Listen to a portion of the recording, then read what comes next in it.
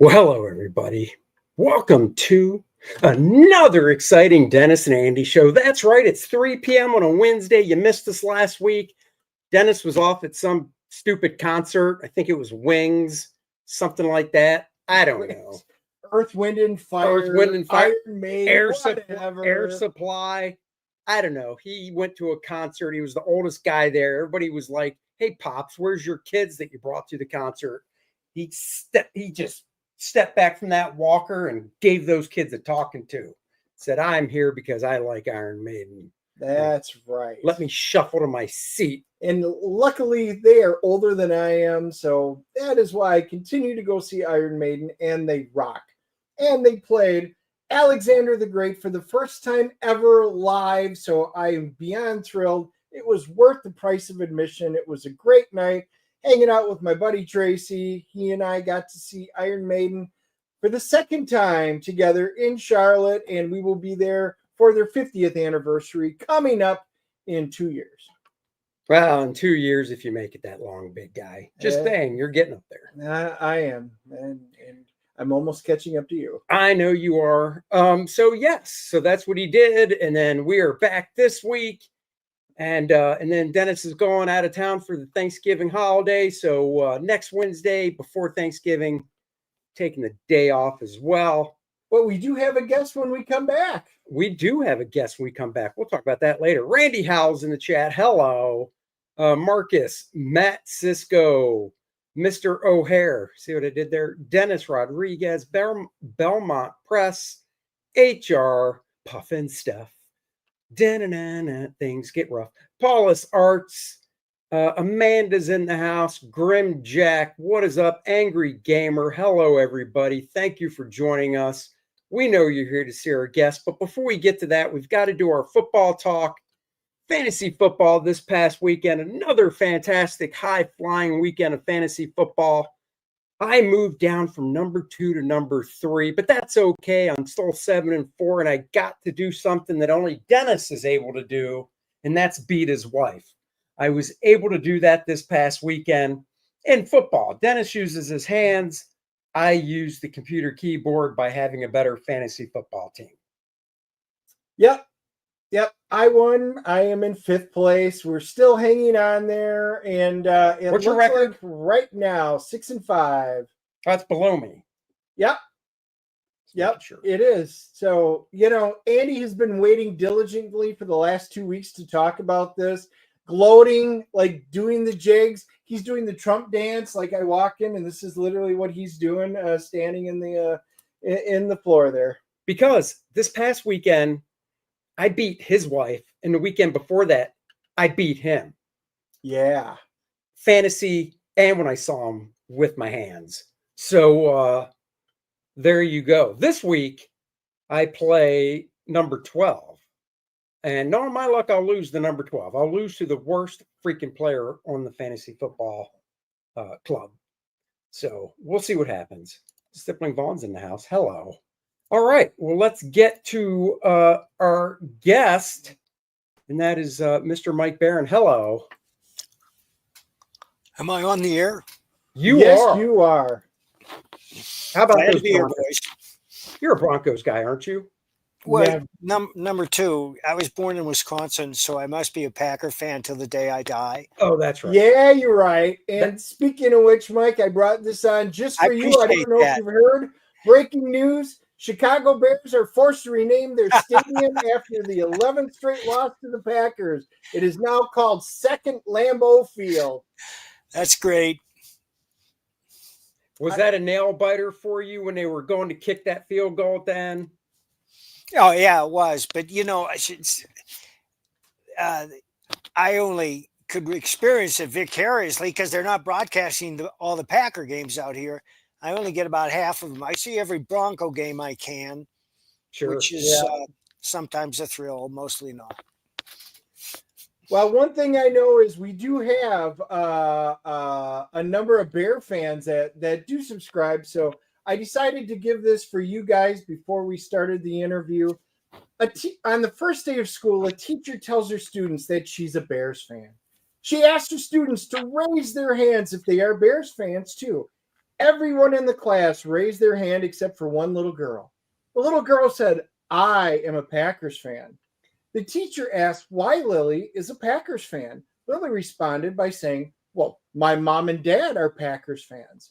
Well, said the teacher, what if your mom and dad were idiots? Then what would you be? Lily smiled and said, then I'd be a Bears fan. Oh, Oh yeah. So just yeah, it was another great weekend. And for you Bears fans and stuff that are out there, I know it was rough for you, but they are putting out an ornament. There's the new ornament for your Christmas tree. So you can pick it up. Look at that for a mere $14.95. Every Bear fan should have this on their Christmas tree. I already know the Packers fans will. Just going there. That's enough football talk. wow. Wow. Is there ever enough football talk? Well, I had so many lined up for Cowboys, but honestly, between the Cowboys memes and stuff, it's just old hat. It's just tiring week after week making fun of the Cowboys. There's just not much left to say. It's like the Grinch. It has taken the joy out of Christmas. That's right. Cowboys are done. Stick a fork in them. Their season is over. Mike McCarthy won't be back next year. Who will be the coach? Who will be the quarterback? All these questions. All I know is I have no more stress watching football on Sundays. That is true. You are very relaxed now going, oh, Cowboys are playing. I didn't even care about Monday night this past week. So there you go. That's very sad. So no Richard, I take it? I'm trying to signal him, but that's all right because usually when he joins a conversation, he might say 5 words during the whole thought. Well, I figure we'd like to tell him what a great artist he is. I know. So tell us a little bit about how you came up with the concept for this project, this mishmash of one day it just zapped in my head. You got to do a Sherlock Holmes story, and almost immediately he teams up with Captain Nemo.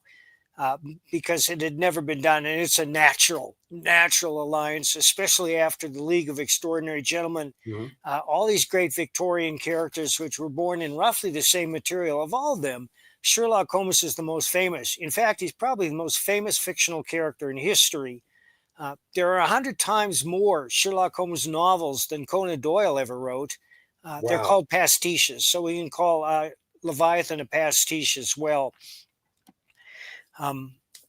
The other characters that existed at that time are the classic monsters, the Hammer horrors, although Hammer didn't create them, but Frankenstein, Dracula, and the Wolfman, they were all born at roughly the same time. The Mummy, all these wonderful myths and legends and horrors that sprang out of roughly a 40-year period.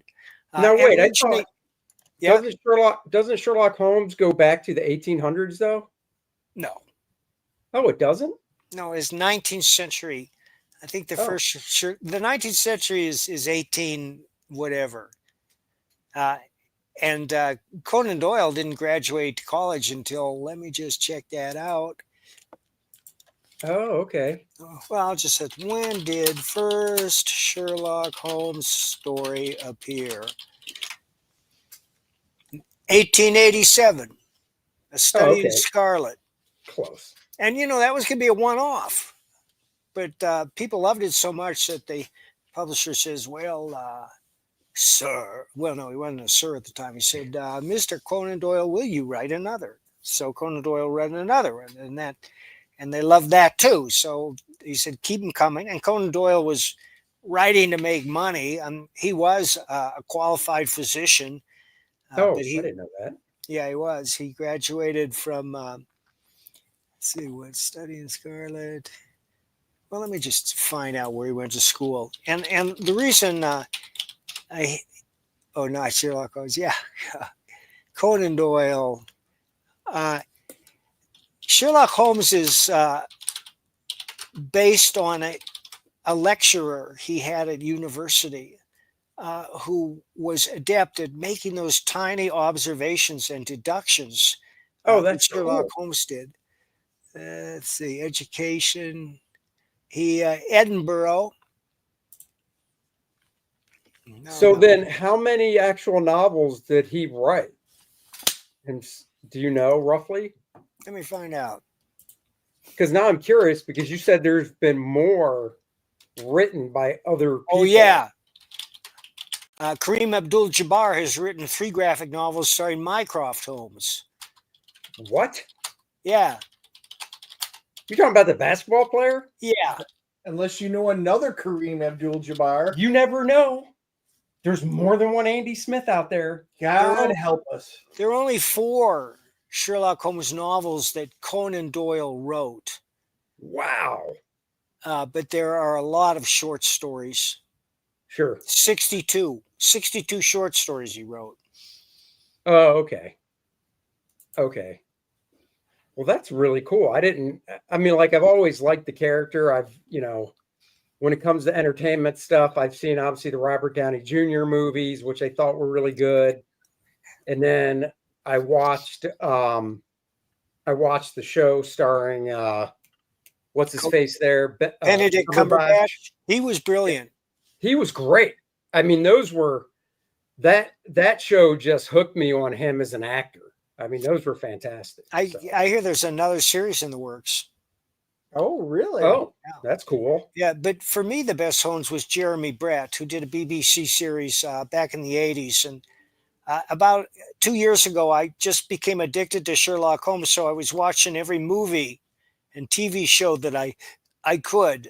And I had seen Jeremy Brett before, and he'd impressed me. But watching him again, he is Holmes. He's the closest to Holmes because when he gets the scent, he's obsessed. He's so intense. Modern viewers or readers agree that Holmes probably suffered from Asperger's syndrome, which makes it difficult to make social connections with other human beings, but is often compensated for in unusual skills in other areas. Right. And that describes Holmes to a T. And it's one of the reasons he never had any love life, although that's questioned in the private life of Sherlock Holmes. But Holmes, by observation and becoming involved in the cases that people bring him, learned to forge strong emotional bonds with others, especially with Dr. Watson. So he wasn't feigning later on when he said, "My dear sir, I care," or whatever. He did, especially for those that came to him with a problem. Right. Yeah, man. I mean, I can definitely see that. And before you said Asperger's, I was thinking OCD. But, generally, if you have Asperger's, you have other things like OCD and ADHD as well. So, probably all that was wrapped in there too, with his attention to detail and picking up the small things. I don't think ADHD didn't have that because he noted everything. Yeah, but with ADHD, sometimes you can. That's just it, because you can go into what is called hyperfocus. That you may be right. You may be right. Yeah. And the guy was only had purpose when he was working on a case. If he didn't have a case, he'd do drugs. He'd fool around with his violin. So Watson was very concerned with giving him cases. Yeah, well, I mean, that's how Dennis is. When Dennis isn't writing Kor-Drath, he's just in his room doing meth. And I'm like, we got to get this guy writing some more shit because he's drugged out of his freaking mind. I walk in, he's got the rubber thing wrapped around his arm so he can show the veins, and he's just shooting up all the time, Mike. You wouldn't get it. It's crazy. Wow. It's amazing he wears sleeveless shirts, knowing I can see the track marks from here. I know, I'm kidding. He shoots up between his toes so nobody can see the track marks. Yeah, well, I don't even smoke marijuana anymore. That's all right. I did my share back in the 80s. Yeah, there you go.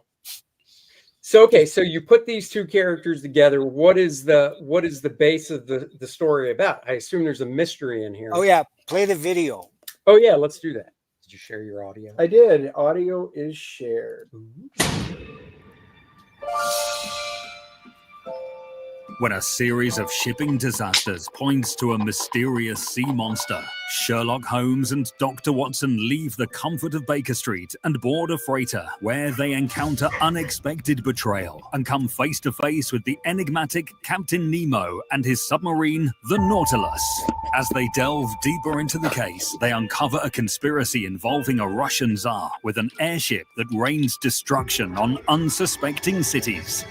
With time running out and the world on the brink of war, the heroes must use all their skills and resources to stop a massive conspiracy and prevent global conflict. From Eisner-winning writer Mike Barron and illustrator Richard Bonk, dive into the depths of adventure and unravel the mysteries of the sea with the world's greatest detective in Leviathan. Order now on Fund My Comic. That's it. That's cool. It is. You had me an airship.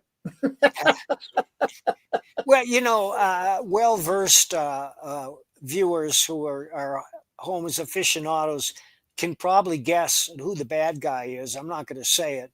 But No. there are some surprise appearances in this book that are going to make heads explode because they truly are surprises. But I checked the timeline for all these characters, and they all coexisted at the same time, and they showed up in certain spaces in their own writing. They show up in these spaces where they show up in the Sherlock Holmes graphic novel. Oh, that's cool. Yeah, I mean, I like a good mystery and stuff. So that is obviously a hook. And, Richard's art, of course, is really nice. And I think he's more suited for this type of stuff. Absolutely.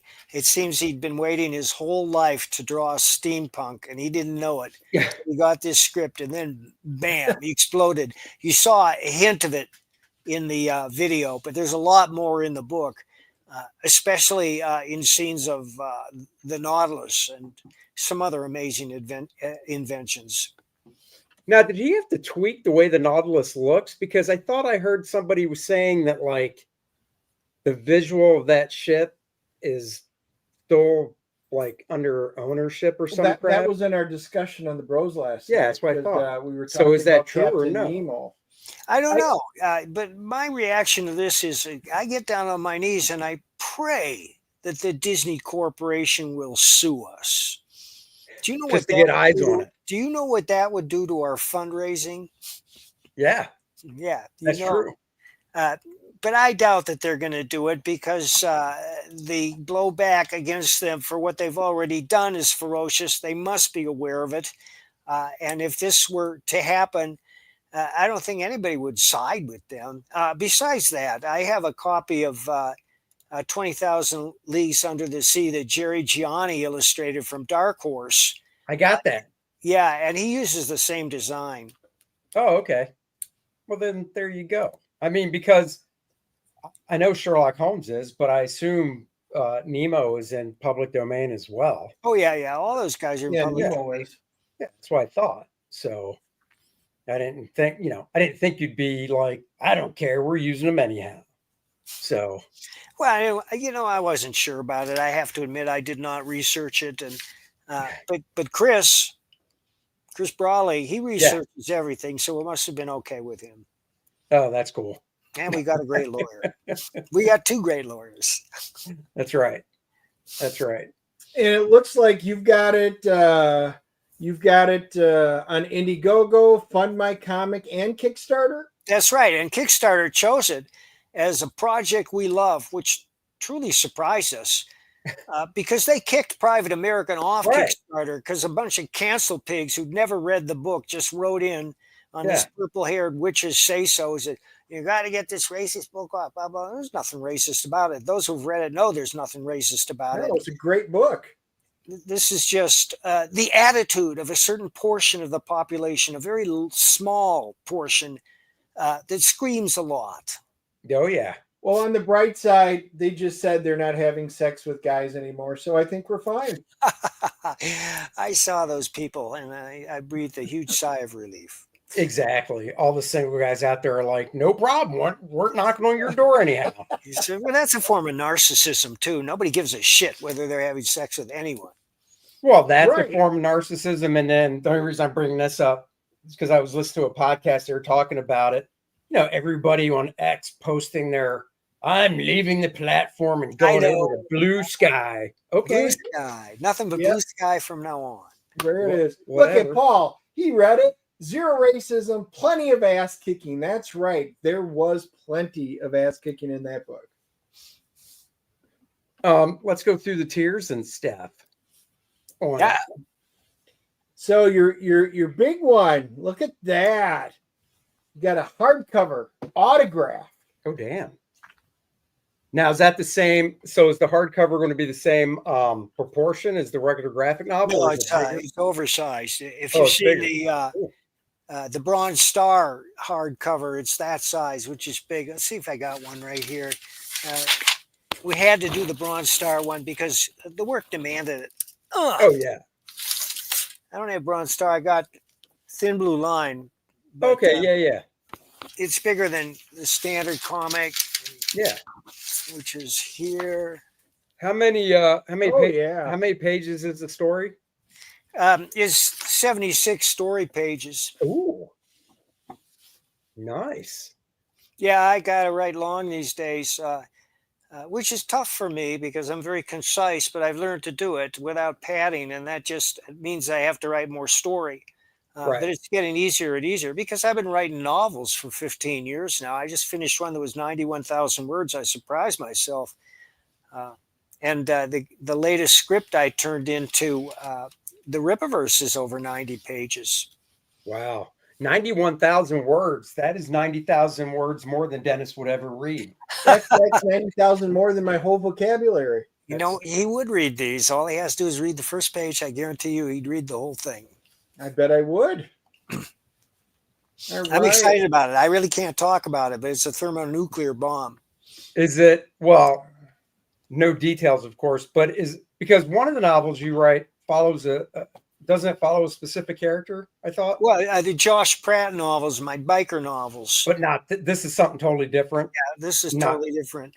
I should be writing like 2 Josh Pratt novels a year. I'd be making a lot more money off of them, but I'm just spread so I'm working on so many projects now, and the fact is I make a lot more off graphic novels than I do off of my novels. I hope that's going to change soon. I am working on the 11th Josh Pratt novel, and for those who don't know, this is modern crime noir.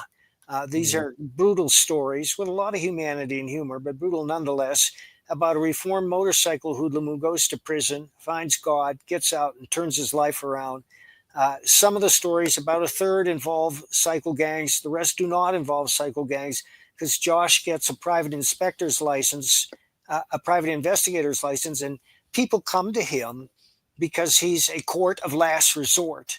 The 4th novel, Sons of Bitches, is about a young lady who innocently puts out her own Mohammed comic. She thought it would be a good idea to do her own interpretation of Mohammed. And then, of course, the jihadists start coming out of the woodwork. Yeah. So she has to go to Josh to protect her. Oh, wow. And that's a very violent book. It's the 4th one, Sons of Bitches. Nice. Paul, how about a game of chess? Let's play Global Thermonuclear War. Boy, I was thinking that. It took me right back to war games from that. Nice one. Oh, it just takes me back to yesterday when Biden was like, yeah, go ahead, shoot those missiles into Russia. Why not? I'm only in office for a couple more months. Who cares? Yep. So, yeah. Thanks, Joe. All right, let's keep looking at these. Yeah, let's get out of there. You got a digital edition. So that is very useful for those that are particularly overseas. It's very useful to us for those who are overseas. Because when you ship a book overseas, it's like throwing a bottle into the ocean, frankly. It is. Don't we know it? All right. And then that's nice. Yep, there's the main cover. Yes. Grab a print copy of the Sherlock Holmes Leviathan, featuring the main cover art by Richard Bonk. That is the one I picked up. I thought it was just classic. I love it. And for me, that was definitely the way to go. But this one's also really good. There's your cover B by Richard. by Richard Bonk and Yeah. colored by Rob Epps. You won't be disappointed. I love to write, and one of the bright spots in my life is I think I'm getting better at it every time I sit down here. And I don't let anything out of this house, and I have not for the last 15 years, unless it was a home run. And this is another home run. It's no more expensive than the graphic novels you see in Barnes and Noble. Oh yeah. And I guarantee that whoever reads it is going to love it. I can say that with confidence. Because I know what I'm doing these days. You know, a lot of writers, especially young writers, they agonize over everything and they say, oh, I don't know if this is any good. Will you read this for me and tell me if it's any good?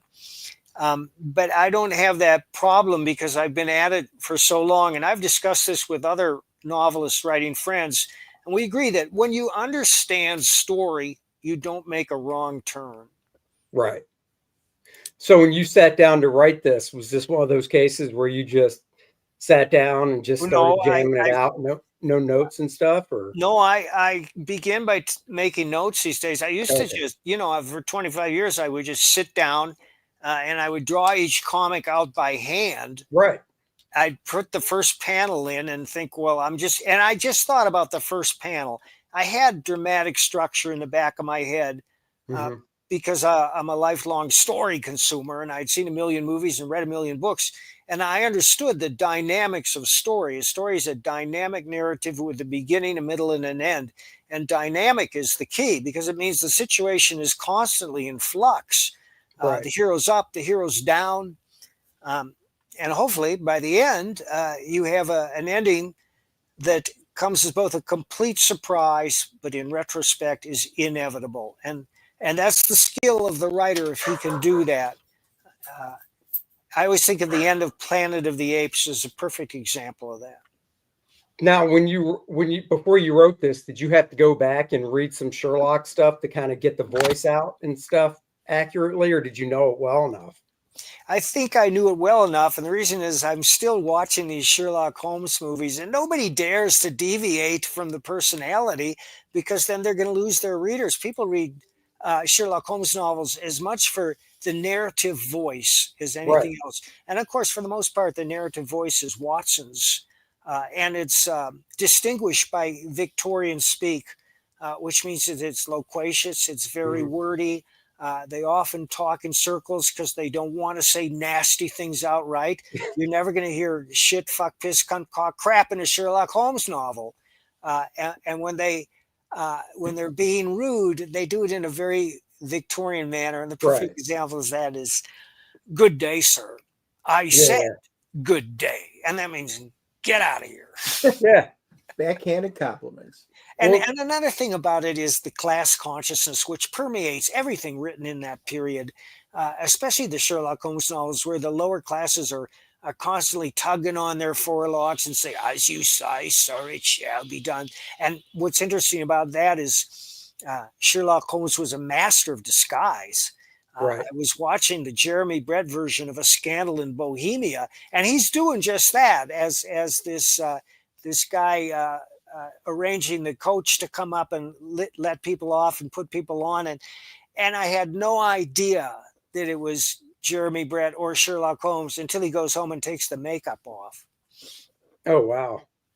So I think another aspect, and correct me if I'm wrong, when it comes to writing something like Sherlock Holmes, the way he goes about doing, the detective work to unfold the mystery or whatever, it's different from like how, Batman, if somebody's writing a real Batman story where he's doing more detective work than just beating people up, they would go about it differently, I would think. So even in that regard, you have to write, Sherlock differently when he's, looking at clues and stuff. That's right. And as I mentioned, Conan Doyle learned this from a lecturer he had in Edinburgh at medical school. And the lecturer would often ask the class questions and they were just stymied. And then he would explain, well, if you look at these words here, they suggest the the fauna of the flora of this phylum of plants or whatever. Mhm. And if you examine those, you'll find only one plant that meets the solution. He did that all the time. He did that with students in the front row too. He'd look and say, "Oh, I see you cut across a stable to get here." Well, sir, how did you know it was the horse shit on your shoes? Well, Oh, right, right. So I mean, and like, is this professor somebody who's kind of like known name wise out there, or not not really, but it's he's well known to Conan Doyle's biographers. I Right. haven't, and I learned it in a huge book called From Sherlock to Holmes, which was written by a German writer. It's in English, but it's wonderfully readable, and it traces everything about Holmes from Conan Doyle's young days. Through his graduation, through his whole thing with writing Holmes and his love-hate relationship, to after his death and what happened to the estate, and the movies when they started to come out, the stage plays, the radio plays. You have no idea how much Holmes there was. There were stage plays and radio plays all the time. I think Basil Rathbone voiced Holmes for a number of the radio broadcasts, and then they get to the movies, and of course. Of the black and whites, Basil Rathbone reigns supreme. He was one of the best Holmes. He's in my top 3. What how old was he when he wrote the first one? Do you know? Let's see. Because now I'm just curious, because I know it's going to be one of those answers where it's like, oh, he was like 23, and I'm going to be like, God damn it.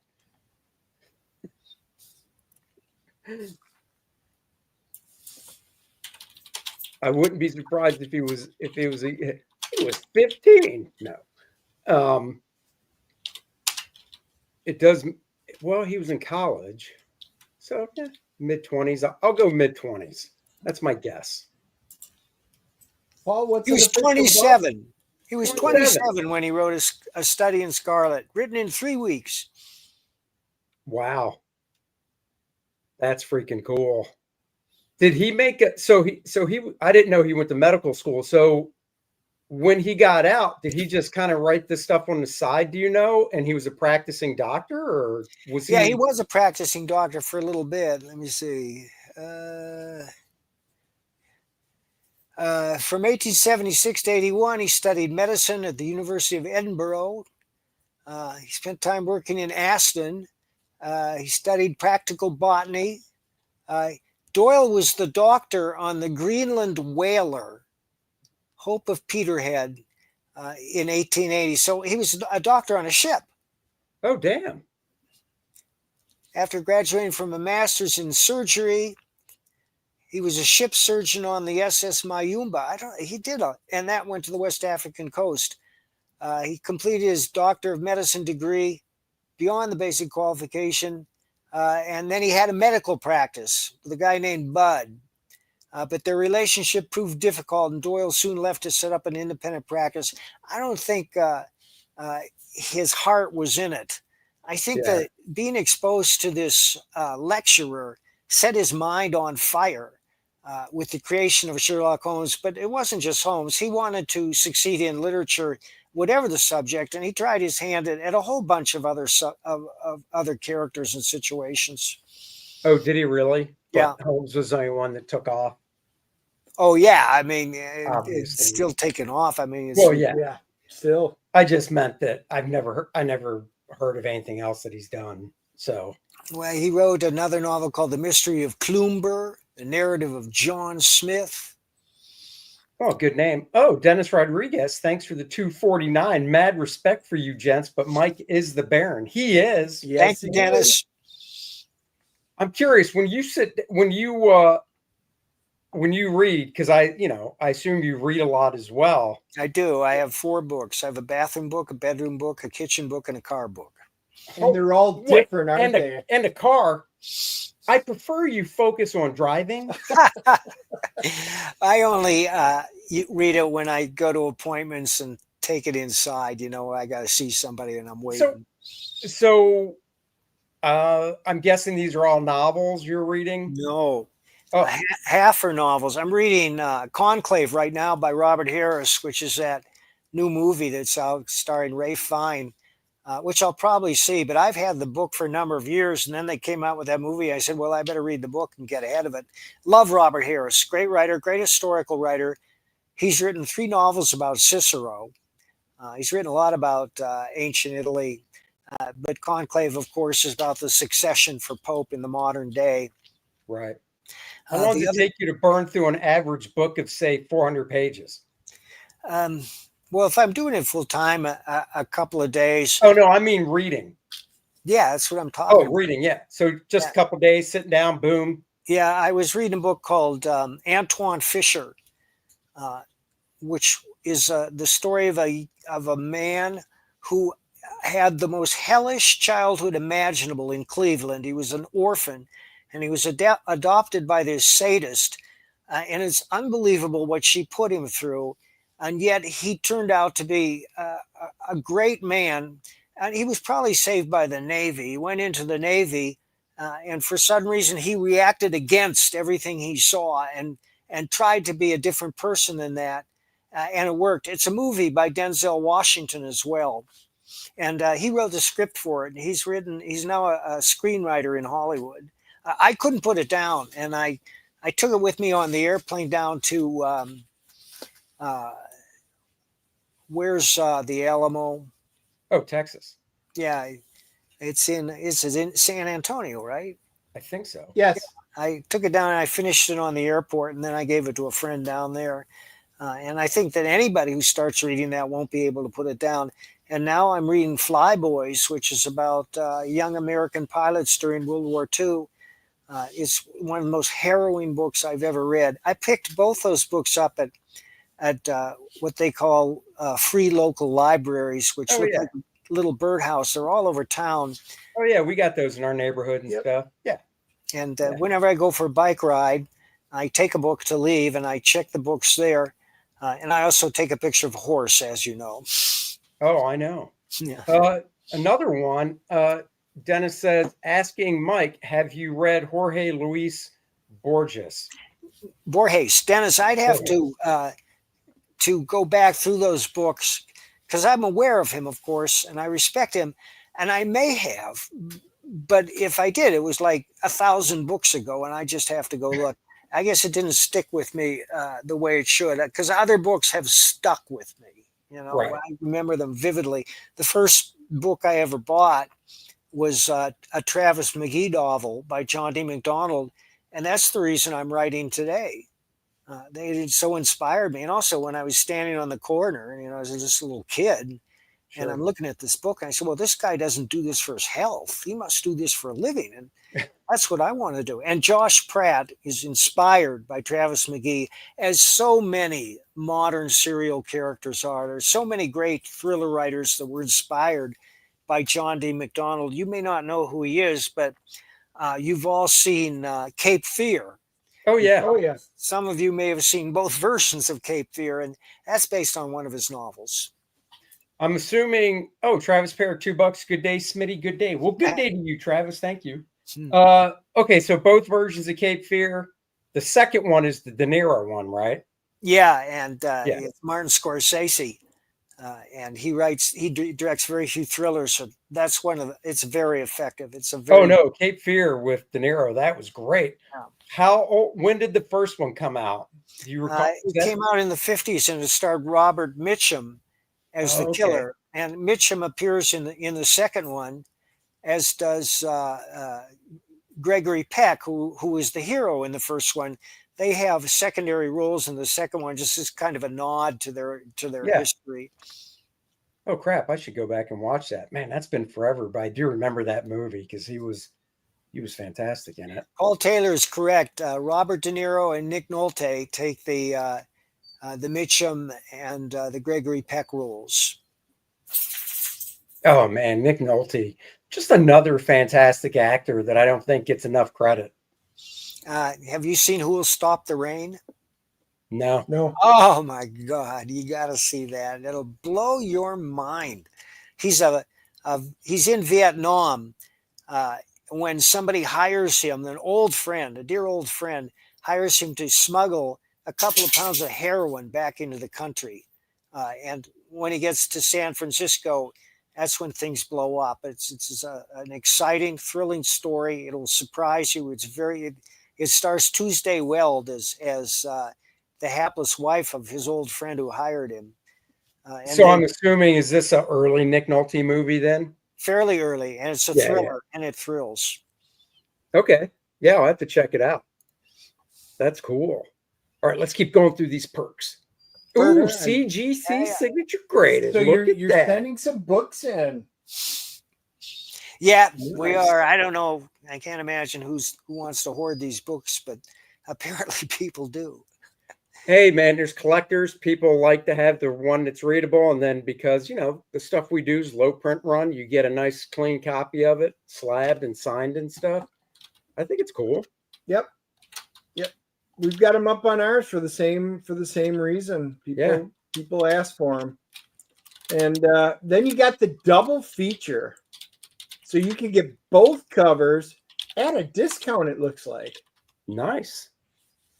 Look at that. Save 20% off the retail. So for $40, if you can't make up your mind which cover you like, just get them both. And original art pages. Get one of the original art pages from Sherlock Holmes, Leviathan, penciled and inked by Richard Bonk. Along And with the signed, copy. too. What's that? And signed, too. And those are going to become very valuable. People don't understand how great an artist Richard is because he's worked on so many titles. Yeah. He's done a lot for Image. He's worked for DC. He's worked for Marvel. But miraculously, like Pat Broderick, who illustrated Bronze Star and is deep into the second one, Richard is just coming into his greatest period right now. No, that's cool. So there's two of those. What is that? Drawn in, appear in the story. You want to be in Sherlock Holmes for just $1,000? You can get yourself in there, and two of you can do that. Yeah, that is cool. Yeah, when you show that to your friends, they will be sick with jealousy. That's right. Very nice. And then you got a retailer bundle. Yeah, I've got a feeling a lot of your local comic shops and stuff, they would want to pick one of those up because these would be really nice to have at the local comic shops. They would. Yep.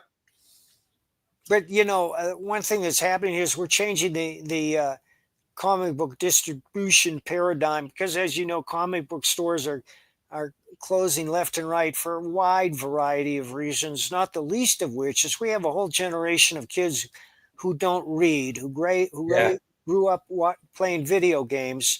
And I don't blame them because a good video game is far more entertaining than the average comic book. However, that's changing now as the woke are destroying the video game industry. Yeah, right. But those of us in Comicsgate who crowdfund our books, we get them out on time. I have delivered on time or ahead of schedule for every book I've done. And so has most of my compatriots. Oh, yeah. No, I mean, that's one thing that we try and pride ourselves on. Yeah, man. Nexus, Badger, Private American, Florida Man, all good, all on time. And now you've got one, comic books for troops. Talk about this one. What's that? That one I really like. Well, for those who are interested, we will send comics to the troops, and they love comics.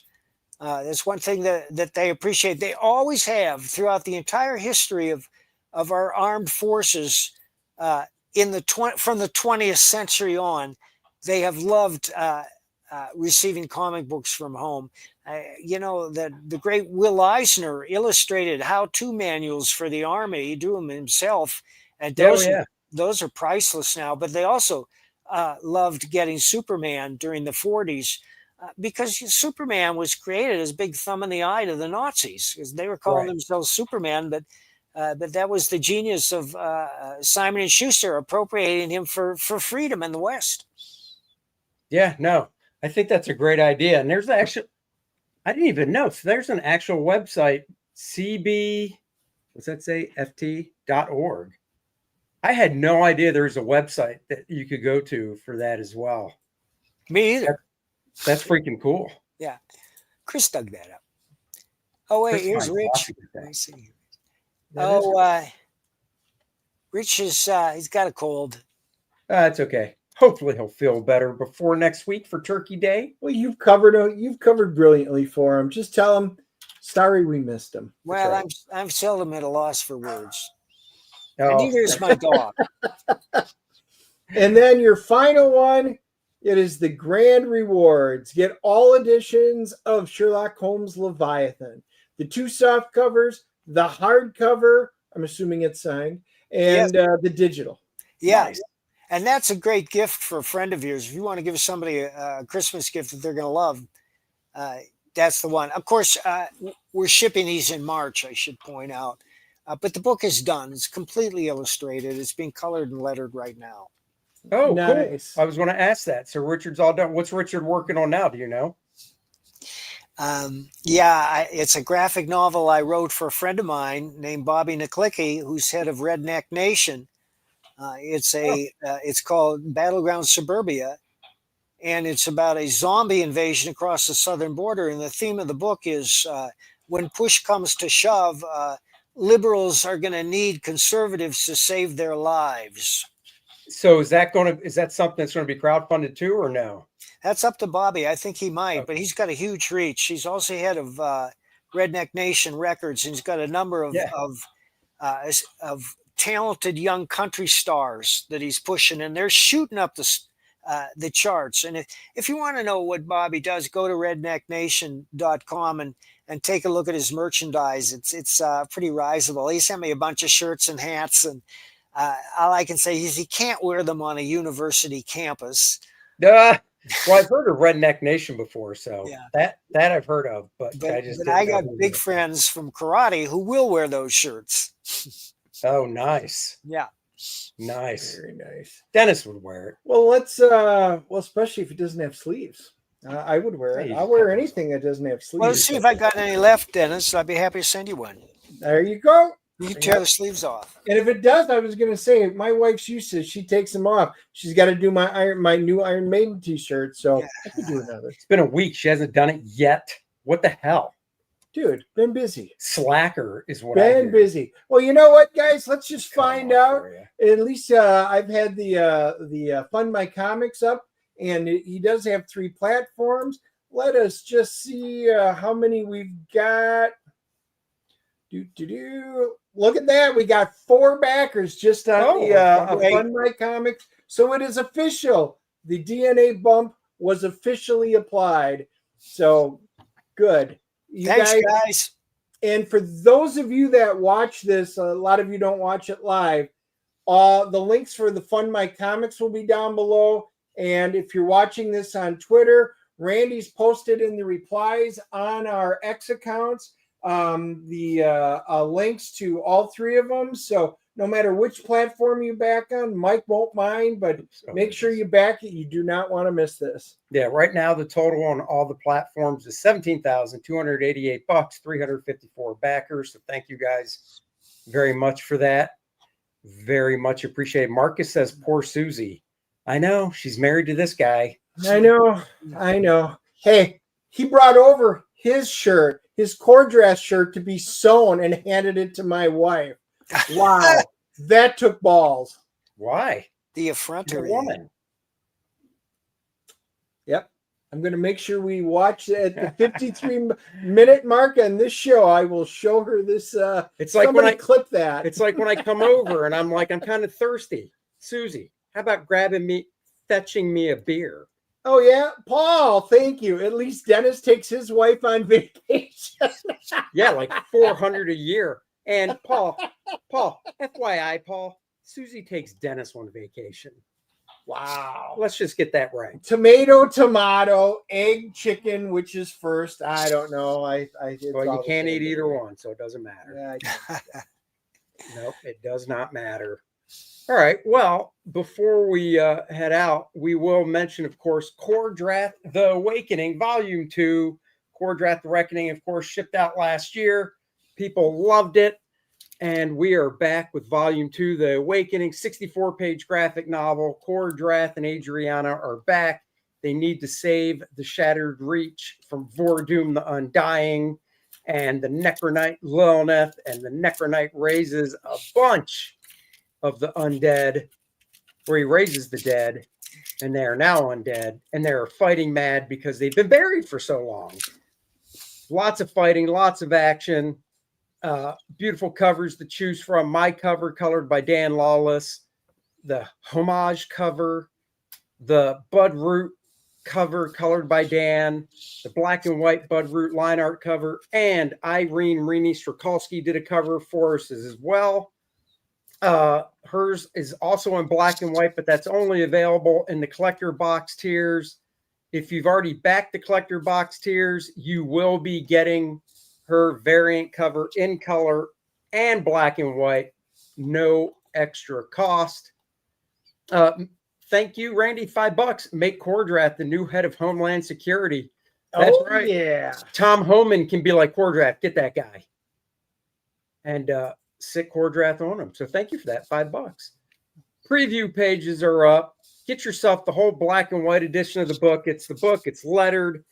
Total black and white. So you can look at the line art, give it a read. Not an artist edition. I've cleaned up the scans, the same scans that the colorist gets to work off of. Just want to make sure that I get that out there. Any Black Friday deals coming up? Randy asks. Yeah, we might throw something up on the website. Got to talk about it after the show tonight when we're at dinner. Get the new game module that Dennis wrote. It's got a one little quick look over to go through, and it'll be ready to head to the printers. Oh, yeah. And then, of course, we've got Bud's new T-shirt featuring Adriana. Matches perfectly with his Lilith shirt that he did from the first campaign. Of course, those two covers go together to make one big image that you can get as a poster. 2 different sizes available. It's really nice, heavy stock paper. Those will, of course, ship separately. And Rini's cover, stretch goals. The first one is unlocked, which is the Vordoom playable character card. Art on the front, on the back, playable stats. And the next stretch goal at 60,000 will unlock the Bart Sears Dan Lawless art from the cover of the game module. Randy asks, is there a Trump cover? There is not. We talked about it. We have enough awesome covers. While I appreciate that, we might find another way to incorporate it, but no more. We're good on covers for this volume. Yeah, pretty much. So, and it was just one of those things. I can see the Trump covers, working, for the other guys I've seen do them. I think they work great, but we've already got a bunch of covers and stuff, and there you have it. So there's the answer to that. So go check it out and back it. Art of Roy says, did I get the black and white? You still can. Go check it out. And seriously, Art of Roy, if you backed it already, but you didn't, just back it again. Let me know, and I can refund your original backing that you did, if need be. So there you go with that. So go check that out. And this week's movie review that will drop on Friday morning, Dennis and I are seeing Heretic.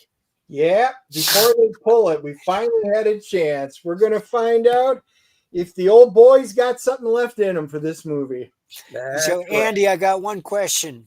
Yeah. Did you see the last squirrel I sent?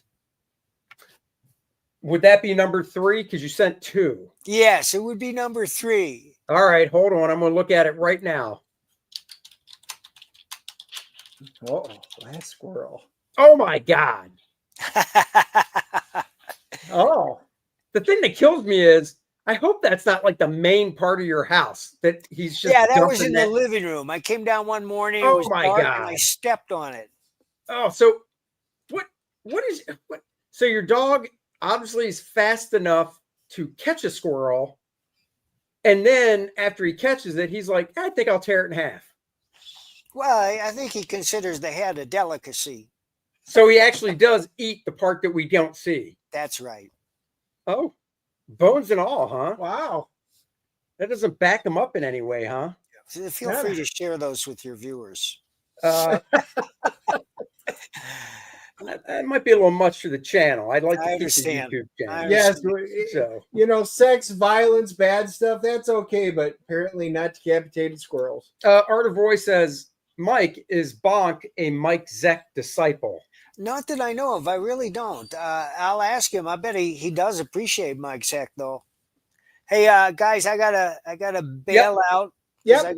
All right. Thank you for having me. You 1,000 got it, times. Mike. Good luck. Best wishes on this campaign. Do awesome, and we will see you right around the corner. Great. All right, buddy. Bye, Mike. All right, guys, that's going to do it for us as well. Head on over to the Graybeards, Aaron Lepresti, Dan Lawless, Gary Martin, David Williams. I saw the poll. I know I voted in it. I have no idea what they chose and what they're going to be drawing, so I'll have to check that later. Friday, we'll be dropping first thing in the morning the movie review for The Heretic, a horror movie starring Hugh Grant. Yeah, that's right. Yeah, not Jackman. You were not going to say Jackman. Jackman I was going to say again. Jack. It's Hugh Grant that's starring in it. I can't remember Hugh Grant in a horror movie. So looking forward to seeing that. We'll drop the review. Next week, we are off. The following week, Bart Sears is going to join us on the DNA show. And we will talk a little, besides his current project, a little fantasy football, since he's now back in the playoff spot for our league. He is. He's in our league as well. I believe he has the same amount as wins as you, right? 6-5? Oh, Is he 6? No, he's not 6. I don't know. Doesn't matter. Guys, we'll catch you later. Thank you for watching. Like, subscribe, share. Go back. Kor-Drath, The Awakening. Link in the description below. Bye-bye, everybody. Laters. Bye. Patriot.